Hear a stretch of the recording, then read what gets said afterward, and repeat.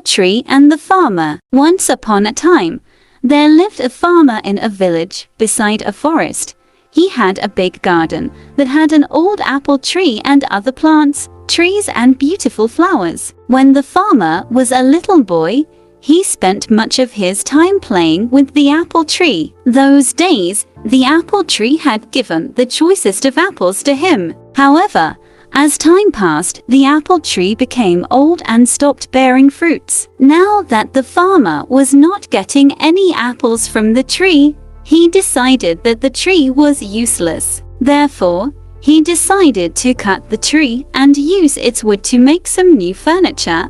He felt that since the tree was old and huge, he did not have to cure it, and it would make great furniture. He forgot that as a boy, he had spent his entire childhood climbing the tree and eating its apples. Now the apple tree was home to several little animals in the neighborhood. This included squirrels, sparrows, and a huge variety of birds and insects. When the farmer took his axe and began chopping the tree, all the little animals came rushing down. They all began to plead with the farmer. They gathered round the farmer and said, "Please don't cut the tree. We used to play with you when you were small, under this very tree. This is our home, and we have no other place to go." The farmer was adamant. He raised his axe and the commotion grew. "Please don't chop and destroy my home and kids," cried the squirrel. "Please don't chop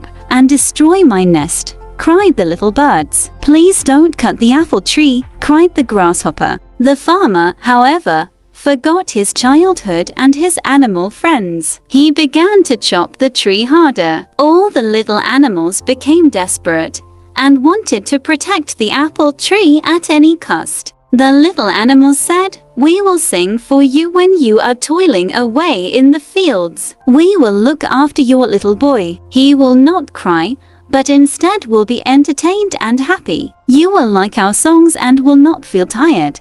However, their cries for help fell on deaf ears. Despite all their requests, the farmer continued to chop down the tree. All of a sudden, he noticed something shiny.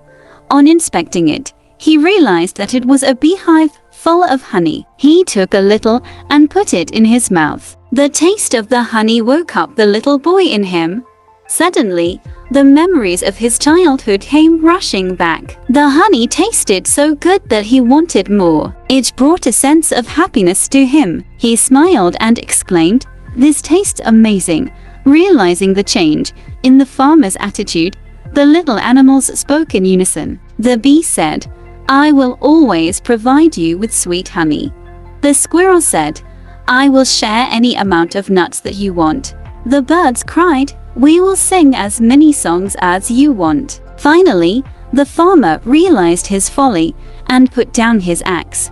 He understood that the tree was home to many lovely animals that provided him with so many things. He wanted his little boy to have the childhood that he had. The farmer realized that the apple tree was not that fruitless. The little boy in him saved the apple tree. He threw away the axe and said to the little creatures, "I promise that I would never cut this tree. I have realized my mistake, and you all can now live in peace and harmony." The little creatures thanked the bee profusely. If the farmer had not found the beehive, they would have been homeless by now. They continued living happily in the old apple tree. Moral: each and every living thing in nature is of some use.